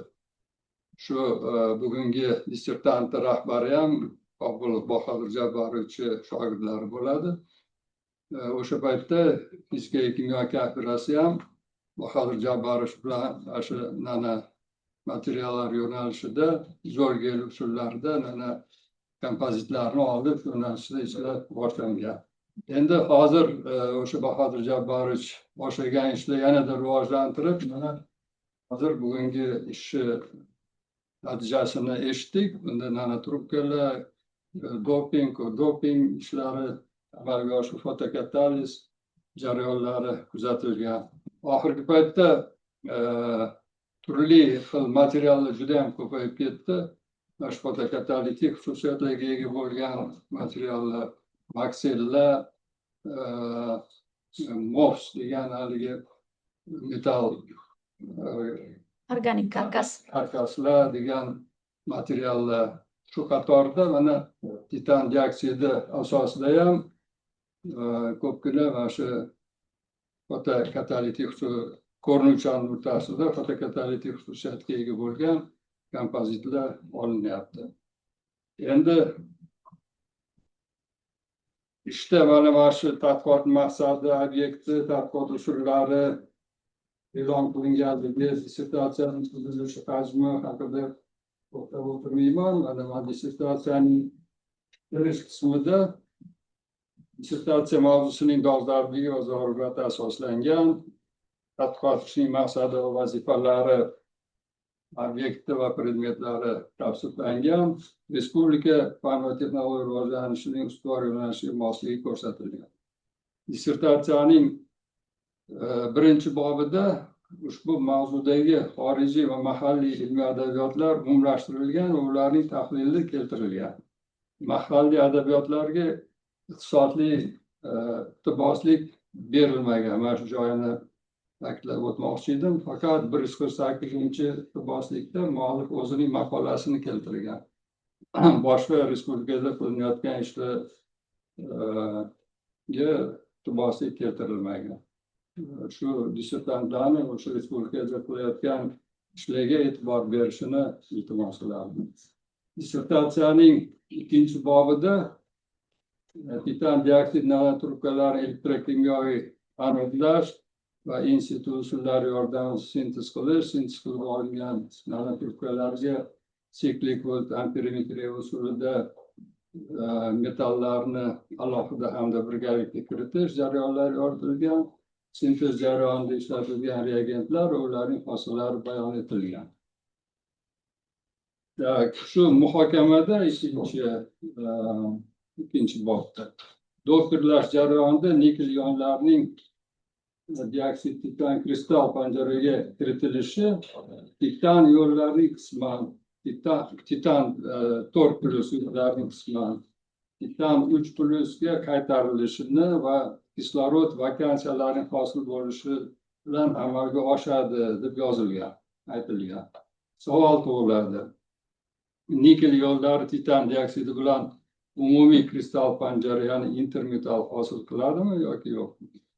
Dissertatsiyaning ba'zi metallar kiritilgan nanotrubkalarning qo'llanilishi deb nomlangan 4-bobiga ko'ra, dioksid titan nanotrubkalari nikel titan dioksid titan argentum va nikel argentum dioksid titan nanokompozitlarining elektrokimyoviy jarayonlarda elektrod materiallar sifatida qo'llanilishi tadqiq qilingan. Bunda elektrokimyoviy impedans spektroskopiya natijalari asosida Nyquist diagrammalari toza dioksid titan nanotrubkalari eng katta yarim doira radiusga ega bo'lib, buning zaryad o'tkazish qarshiligi yuqori ekanligini ko'rsatdi. Shuningdek, nikel kumush va ayniqsa nikel kumush bilan kiritish natijasida yarim doira radiusining keskin kamayishi kuzatilgan. Bu esa metal kiritilgan nanokompozitlarda elektron transport jarayonlari samaradorligi oshganidan dalolat beradi. Toza dioksid titan nanotrubkalarida metilen kokining parchalanish tezligi sekin bo'lib, bu keng taqiqlangan soha yuqori rekombinatsiya ehtimoli bilan izohlanishi mumkin. Nikel va kumush kiritilgan titan dioksid nanotrubkalari esa yorug'likning ko'ringan sohasini samarali yutgani uchun fotodegradatsiya tezligi titan dioksidga nisbatan ancha oshgan. Ayniqsa kodopingda namuna eng yuqori samaradorlik ko'rsatib, 2 soat davomida metilen kokini 73%gacha fotodegradatsiya uchratganini kuzatilgan. Dissertatsiya tadqiqotida olingan natijalarda ilmiy asoslangan xulosalar qilishga imkon bergan. Bu xulosalarni bayon qilib o'tirmayman. Yangiliklarni, xulosalarni hammasini dissertant qilib gapirib berdi. Endi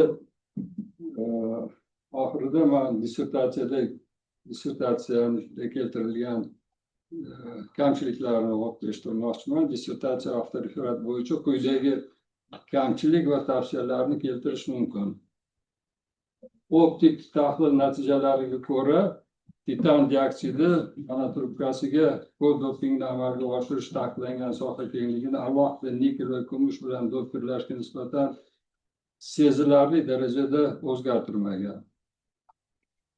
Azot adsorpsiya izotermalari bo'yicha g'ovaklarning hajmi va o'rtacha diametrini aniqlashda qaysi nazariya, bet yoki BJH qo'llanilgan? G'ovaklarning hajmi keskin ortib, diametri o'zgarmay qolganini qanday izohlash mumkin? Kumush bilan dopinglangan namunaning adsorpsiya izotermasi keltirilmagan, lekin atom kuchli mikroskop, siklik amperogrammalari va DFT diagrammalari o'rganilgan. Taqiqlangan soha kengligini DFT diagrammasi natijalari bo'yicha aniqlangan taqiqlangan soha kengligi optik usullardagidan keskin farq qilishini qanday tushuntirasiz? Bu to'g'risida Zuhra Chingizda ham savol berildi. Sirt yuzalarining VET va BJH nazariyalarida hisoblash natijalari nima sababdan keskin farqlanishi dissertatsiyada yoritilmagan. Kodopingda BJH bo'yicha yuzi nima sababdan keskin kamaygan? Bu o'sha fotokatalizga ta'sir qilish haqida bunday savol bo'ldi. Bu ham javob qoniqarli bo'lmadi. Jadvalda kumush bilan dopinglash, kumush, titan dioksid nanotrubkalari natijalari keltirilganda natijalarni tahlil qilish imkoniyati keskin ortar edi. DFT va optik tahlil natijalari bo'yicha metilen kokining ko'rinuvchan sohadagi ta'sirida fotodiffuziyatsiya tezligi kumush dioksid titan uchun keskin oshganligini tushuntirish qiyinchilik tug'diradi. Metilen kokining fotodestruksiya mexanizmi to'liq yoritilmagan.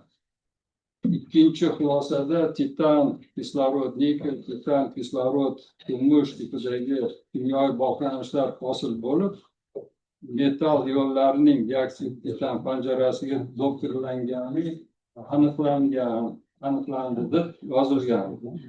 Lekin dissertatsiyaning muhokama qismida argentum ioni esa nisbatan katta ion radiusi va titan 4+ bilan zaryad nomutanoslibligi sababli titan dioksid panjarasiga oson kirib bormaydi. Shuningdek, argentum ionlari asosan titan dioksid hujasidagi titan OH guruhlari hamda kislorod vakansiyalariga asoslanadi deb aytilgan.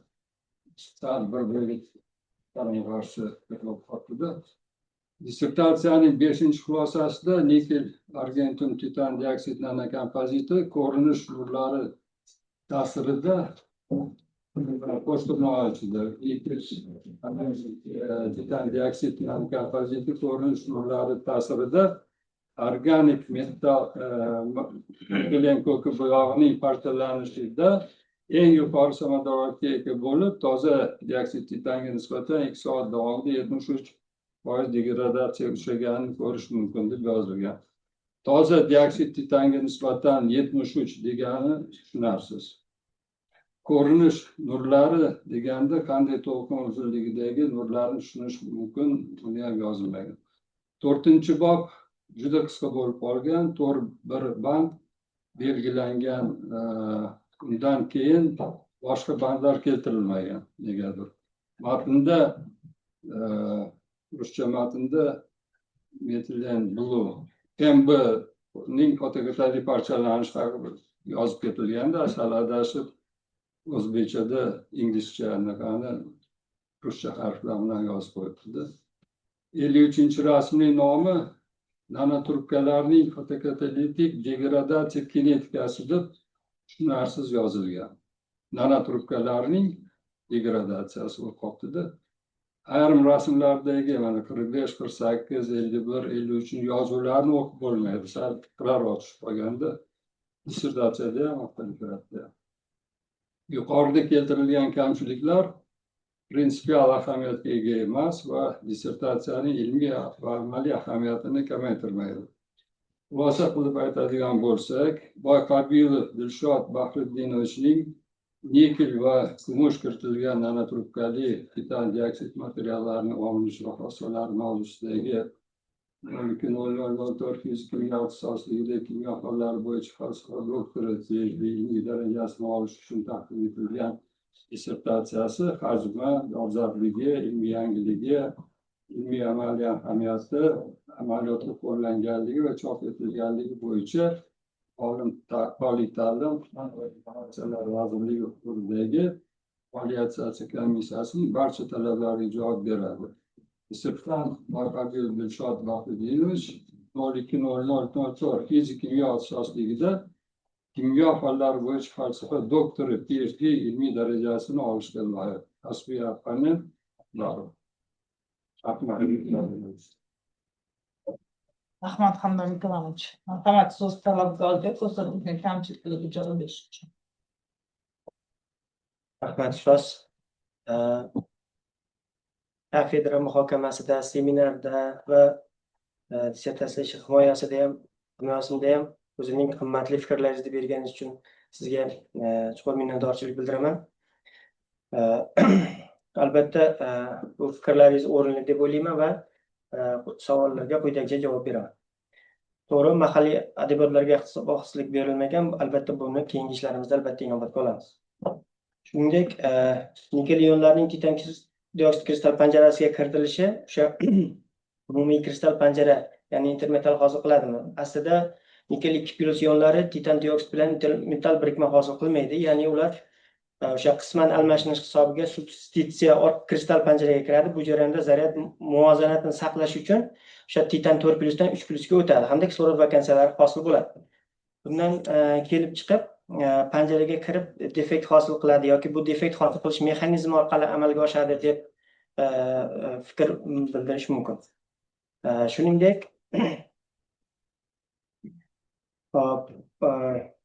optik tahlil natijalariga ko'ra titan dioksid nanotrubkasiga kodoping amalga oshirish taqiqlangan soha kengligini alohida nikel va kumush bilan dopirlangan nisbatan sezilarli darajada o'zgartirmagan. Bizda nikel kiritilgan namunada 2.7, kumushda 2.67, ikkala metal birgalikda kiritilgan namunada 2.6 elektron volt chiqqan.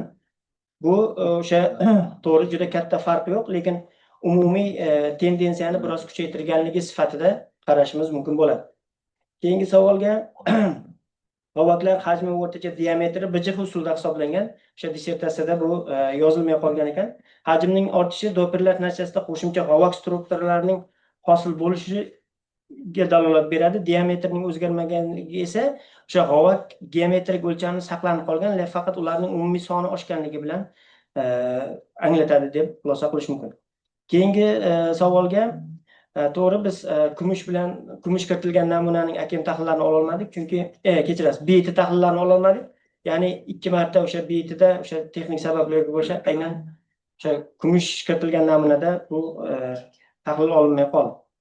Shuningdek, keyingisida DFT diagrammasi natijasida aniqlangan soha kengliklari optik usullar bilan farq qiladi. Bu albatta DFTda bu nazariy hisob-kitoblarga asoslangani uchun bizda farqlar mavjud bo'lgan.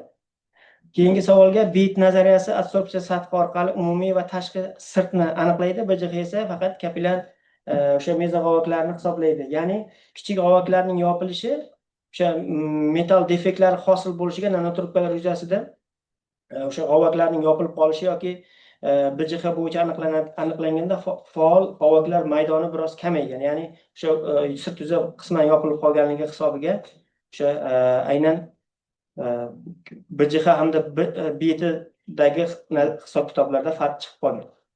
Shuningdek, kumush dopanti kumush metali yuzaga yaqin joylashadi. Plazmon rezonans hisobiga o'sha elektron hamda qovaq juftliklarining ajralishi, tashrilishi tezlashadi. Bu esa rekombinatsiyani kamaytiradi. Shuning uchun ham natijalar defti qiymatlaridan kuchliroq namoyon bo'lishi mumkin bo'ladi. Metilin kokuning fotomexanizmi to'liq yoritilmagan. To'g'ri, ustoz, bu o'sha adabiyotlarda mavjud bo'lganligi uchun dissertatsiyaga kiritmay ketgan edik. Keyingi savolga titan kislorod nikel bog'lanishi mavjud, lekin titan kislorod kumush bog'lanishlari mavjudligi biroz kimyoviy o'zaro ta'sirini bildiradi. Ya'ni bu yerda kumush ionlari to'liq o'sha kristal panjaraga kirib bormaydi. Shuning hisobiga lokal dopant sifatida ishtirok etadi deb taklif etish qulayroq bo'lar ekan. Keyingi savolingizga 73% bu titan dioksidiga nisbatan boshlang'ich konsentratsiyaga nisbatan parchalanishni nazarda tutganmiz. Ikkala metal birgalikda kiritilganda bu ta'sir o'sha 73% gacha ortgan. Ko'rinish nurlari deb biroz nima ketgan, lekin elektromagnetik spektrning o'sha 400-700 nanometr oraliqdagi nimalari anglatishini nima qilish mumkin. Keyingisi to'g'ri 4-bobimiz biroz qisqa bo'lib qolgan.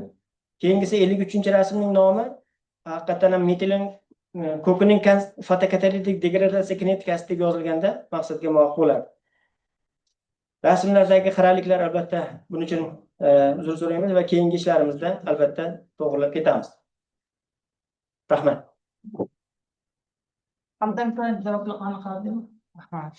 So'z ikkinchi rasmiy opponent PhD Musayev Husniddin Baxtiyorovga beriladi. Assalomu alaykum, hurmatli ustozlar, kengash a'zolari.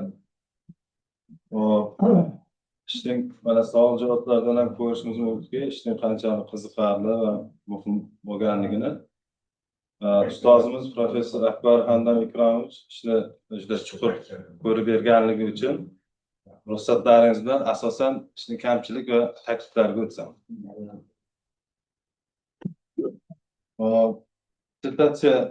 Dissertatsiyada quyidagi taklif va kamchiliklar keltirilgan.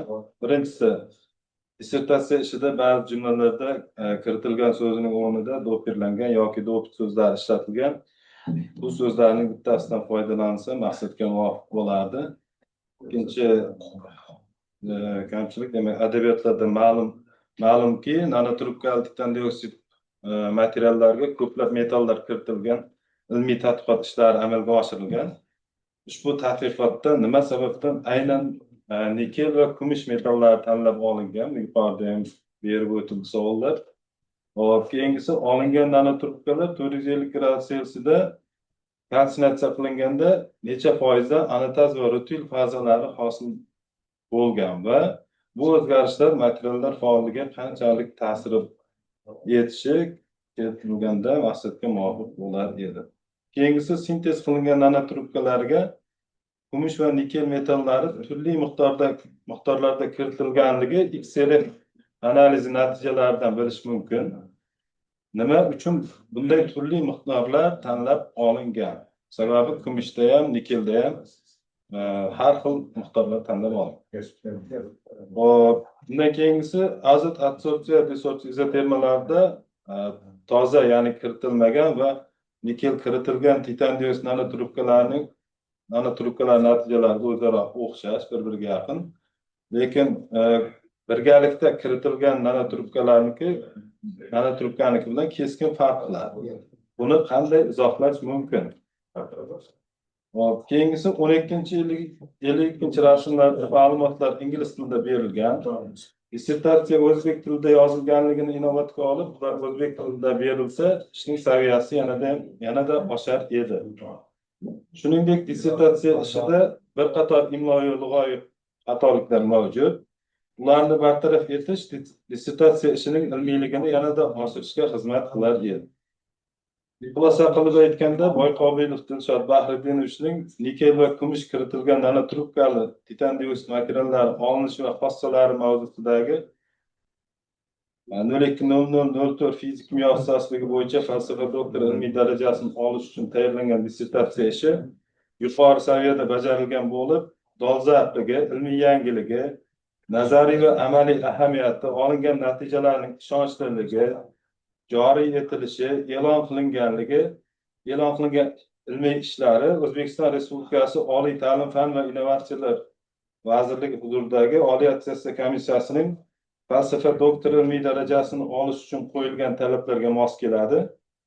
Boyqobilov Dilshod Bahruddinovich 020004 fizik kimyo ixtisosligida kimyo fanlari bo'yicha falsafa doktori ilmiy darajasini olishga loyiq deb hisoblayman. E'tiborlaringizni rahmat. Marhamat, talabgorga ko'rsatilgan kamchiliklarga ijobat berish uchun. Avvalambor Muhim Baxtiyorovичga o'zining o'sha dissertatsiyani chuqur ko'rib berganligi uchun o'zining takliflari, mulohazalari uchun minnatdorchilik bildiraman va quyidagicha javoblar bildiraman. Dissertatsiya ishida to'g'ri kiritilgan, do'pirlangan so'zlar ishlatilgan. Buni albatta keyingi ishlarimizda inobatga olamiz. Shuningdek, nikel va kumush metallari nega aynan tanlab olinganligi hisobiga yuqorida ham ta'kidlandi, o'sha ion radiusi bilan bog'liq hamda o'sha kumush metallining o'sha elektron ombor sifatida bo'lishiga maqsad qilib olganmiz. Shuningdek, XRD tahlil natijalaridan ko'rish mumkinki, deyarli anataz rutilga xos bo'lgan piklar mavjud emas, deyarli anataz fazasiga xos bo'lgan piklar mavjudligi ko'ringan. Demak, bundan o'zidan xulosa bo'lish mumkinki, demak, hammasi o'sha anataz fazasiga xos piklar mavjud chiqqan. XRF natijalarida nikel va kumush metallarining kiritilishi miqdori tajribada ion radiusi, zaryad holati hamda dogmantlarning titan panjarasiga kirish mexanizmlaridan kelib chiqib tanlangan. Nikel ionlari kichik radius va zaryad mosligi tufayli panjaraga oson kiradi. Shuning uchun undan nisbatan yuqori konsentratsiya ishlatilgan. Kumush ionlari esa katta ion radiusi, zaryad nomutanosiblik sababli panjaraga kirishi cheklangan. Shu hisobiga kichikroq miqdorlarda ishlatilgan, olingan. Keyingisiga nikel do'pirlangan nanotrubkalar strukturasini ko'p o'zgartirmaydi, chunki nikel ikki ionlari kristal panjaraga substitutsion tarzda kiradi. Kumush esa asosan o'sha sirt yuzida qoladi. Bu o'sha g'ovaklar tuzilmasini buzadi, natijada asosiy dissotsiatsiya termasiga sezilarli o'sha darajada o'zgartirish kuzatilgan. Keyingi 6 va 7 xatoliklarga albatta roziman. Bu keyingi ishlarimizda to'g'rilab ketamiz. Rahmat. Rahmat. Endi munozaraga o'tamiz. So'zga chiquvchilar bo'lsa marhamat. So'zga chiqasiz. Endi nihoyatda xursandman. Mana yaqin orada 5 ta 6 ta ish eshitdik, to'g'rimi? Seminarlarda, anaqalarda. Hamma ishlar shu hozirgi bo'lgan dolzarb yo'nalishlarda mana shu nanotexnologiyalarga xos ishlar bo'lyapti. Mana bugungi ijodki ish ham mana shu nanotexnologiyalardan foydalanish, nano zarrachalar olish bo'yicha ishga bag'ishlangan juda ajoyib ish. Menga bu ish yoqqani olgan masalan mahsulotlarni nima mahsulot olgan bo'lsa, juda yaxshi identifikatsiya. Ya'ni o'lchamlari bormi, ko'rinishlari bormi, kimyoviy tuzilishlari bormi, keyin kristal tuzilishlari bormi, yaqqol ko'rsatiladi. Masalan, rutil yo'q, faqat anataz. Agar rutil bo'lsa, fotoelektrik xossalar faqat anatazda bo'ladi. Shu narsalar menga juda ham yoqdi. Endi ish kamchilik bo'lmaydi. Shu XPS endi o'zimizda yo'q deb bir joyda olgan bo'lsa kerakda. Shu XPS tahlildan agar kengroq foydalanganingizda ko'p masalalar umuman oydin bo'lib ketardi. Ko'p masala oydin bo'lib ketardi. O'sha rostdan ham nikel kiryaptimi o'sha titan o'rniga. Chunki o'sha mana shu narsalar hammasi oydin bo'lardi. Bu keyingi ishlarda xudo xohlasa amalga oshadi. Mana Olimjon XPS olaman deyapti, Ulug'bek bilan birga. Xudo xohlasa shu ishlar ham bo'ladi. Men siz omad tilayman. Aytaman, bu ish loyiq, himoyaga juda ham loyiq. Rahmat. Yana so'zga qo'shilib bormi? Marhamat. Assalomu alaykum, hurmatli yig'ilish ishtirokchilari. Dilshod ishi bilan ozmuncha tanishman, chunki himoyaga ancha ayrim joylarda muhokamalar qildik, qiymatlarni, o'sha natijalarni muhokamasini qildik. Bu ishni bir yutuqli tomonini aytmoqchi edim. Bu ishni umuman mavzuda bir markaziy jihatlardan biri bu o'sha turli xil elementlar titan oksidiga kiritilganda bu shu aynan doping bo'lganmi yo zarracha ko'rinishda sirtida bo'lganmi shu narsani aniqlash kerak edi va undan tashqari shu namunalarni elektrokimyoviy tahlillarini to'liq talab bo'yicha har bir tahlillar va qiymatlarni olishni to'liq holda ko'rsatish ishni markaziy joylardan biri edi va boshida bu narsa sal noaniq bo'lganda shu narsa aniq bo'lgandan keyin ko'rsatsa to'liq ma'noli ishga aylanadi degan xulosalar bo'ldi, lekin Dilshod shu o'zini mehnati bilan shu ikkita jihatni to'liq ochib berdi deb o'ylayman. Aynan o'sha natijalarda ko'rsatilgan ayrim kirgan va zarracha holatda ham bo'lganlari rentgen natijalar bilan ko'rsatilgan, keyin elektrokimyoviy tahlillari ham talab darajasida hammasi aniqlangan. Bundan tashqari yana yutuqli tomoni barcha natijalar o'sha namunalar tarkibiga qarab bir-birini to'ldiradi. O'sha elektrokimyoviy zarar kuzatilish qarshiligi kamaygan sari hosil bo'lgan fototokni qiymati ham oshgan. Ya'ni bir-birini tasdiqlovchi natijalar olingan. Bular hammasi shu qilingan olingan natijalarning ishonchliligini yana oshiradi. Shuning uchun buni qo'llab-quvvatlashni so'raman. Rahmat. Zuhra Chingizovna, вы тоже хотите выступить? Да, я хочу выступить. Вот, уважаемые члены совета, сегодняшняя работа вот очень мне понравилась. Вот, тем более нанотрубки титана, они как бы более эффективный выбор для создания именно промышленных фотокаталитических реакторов по сравнению с обычными наночастицами для очистки воды. Ну и воздуха тоже, конечно, возможно. Там, где критически, очень важна стабильность, повторное использование, высокий квантовый выход катализатора, несмотря на более высокую стоимость их производства. Но с учетом возрастающей экологической нагрузки, я бы очень хотела видеть эту работу в виде продолжения для очистки воздуха. Вот. И желаю успеха нашему соискателю и его научному руководителю, как и вообще всей научной школе фотокатализа в Узбекистане. Спасибо большое. Спасибо, Zuhra Chingizovna. Hamchitlarga umumlashtiradigan bo'lsam, haqiqatdan ham mana Dilshod tomonidan Qobil Dilshod tomonidan katta ish qilingan, ko'p asbob uskunalar natijalar olingan, bittasini ikkinchi usul bilan isbotlagan, ishonchliga bitta shubha tug'ish mumkin emas. Albatta o'sha usullarni chuqur o'rganishga harakat qilgan, lekin baribir ham bitta usul bilan ancha-muncha narsani aniqlash mumkin. Ko'p konstantalarni hammasi mana kubelka munka funksiyasi oxirigacha anaqa qilinmagan. Ularni hammasi men o'ylayman doktorskiy dissertatsiyada anaqa qilamiz, ko'ramiz va qo'llab-quvvatlashinglarni chaqirib qolaman. Demak, hozir keyingi qiladigan ishimiz, demak, bu hisob komissiyasining tarkibini tanlab olishimiz kerak. Bunda qanday takliflar bor? Bordir taklif. Bor, menda taklif. Demak, kimyo fanlari doktori professor Muhammadiev Muxtor Ganiyevich, kimyo fanlari doktori professor Udasheva Muhabbat Razaqberdiyevna, borini anaqa qildik va albatta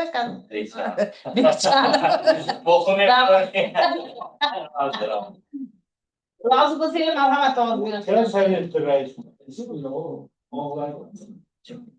Online qatnashadi. Bugun 8da.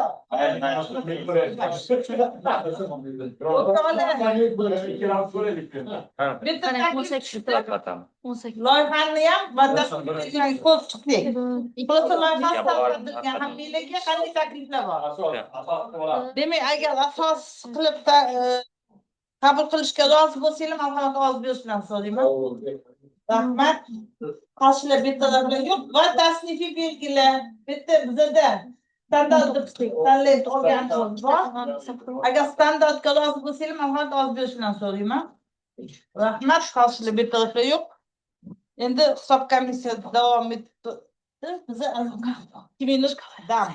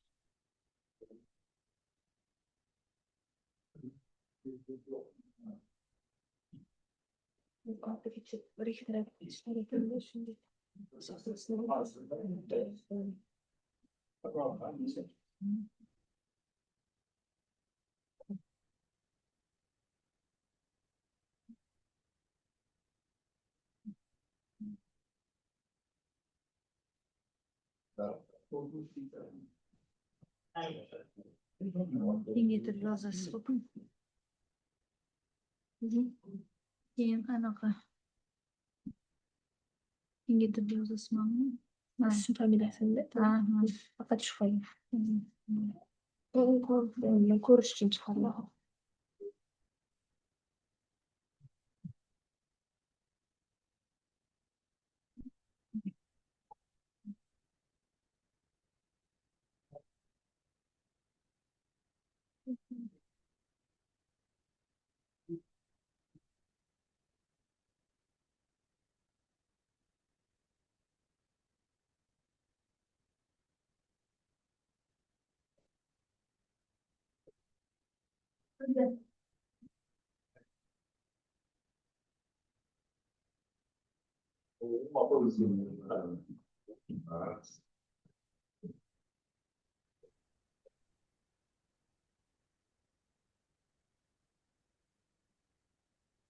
Hurmatli kengash a'zolari, hammalaringga salom.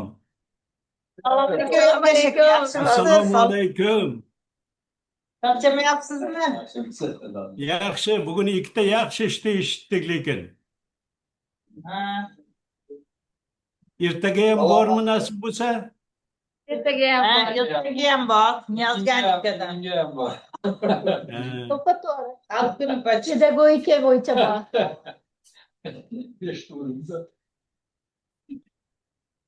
Hozir menimcha neorganiklar bilan fizikimiklarni g'ayrati kelgan. Keyin analizlar keladi.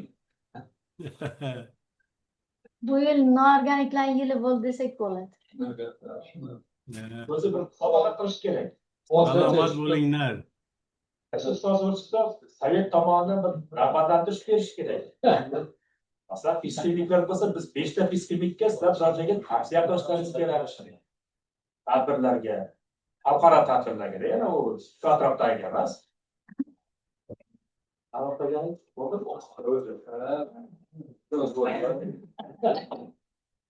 Prochistilik bo'ldi.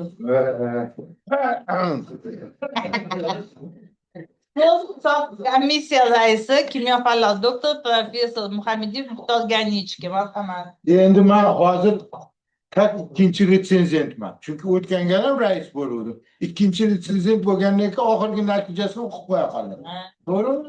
19 ta qatnashdi, 2 kishi qatnashmadi, 19 ta za, protiv yo'q, воздержавшийся yo'q. Tabriklayman.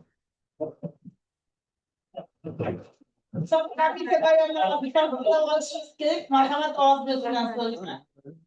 Qarshilar bir taraflar yo'q, bir ovozdan qabul qilindi. Endi biza demak ilmiy kengash a'zolari nomidan, o'zim nomidan Dilshod qabul tilaymiz. Omad tilaymiz, ishingizni davom ettirasiz degan umiddamiz. Mavzu juda ham aktual, buni davom ettirish kerak albatta. Shogirdlarni ko'paytiring. Sizga yakunlovchi so'z berasiz, marhamat.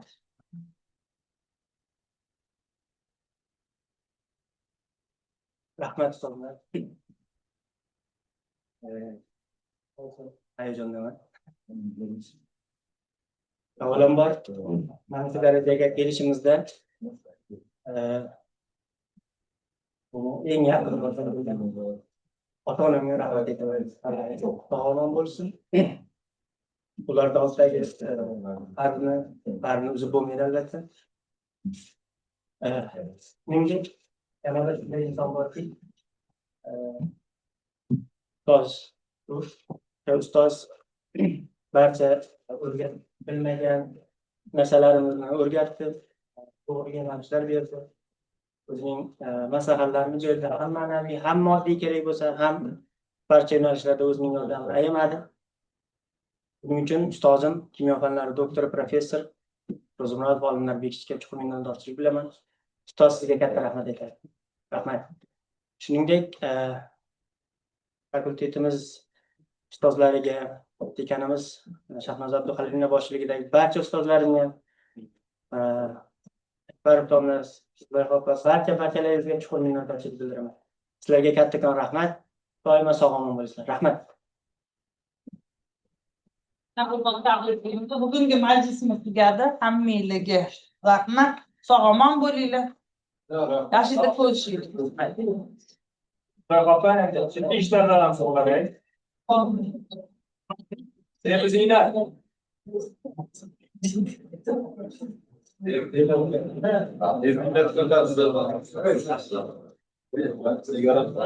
Запись o'chirib qo'yinglar.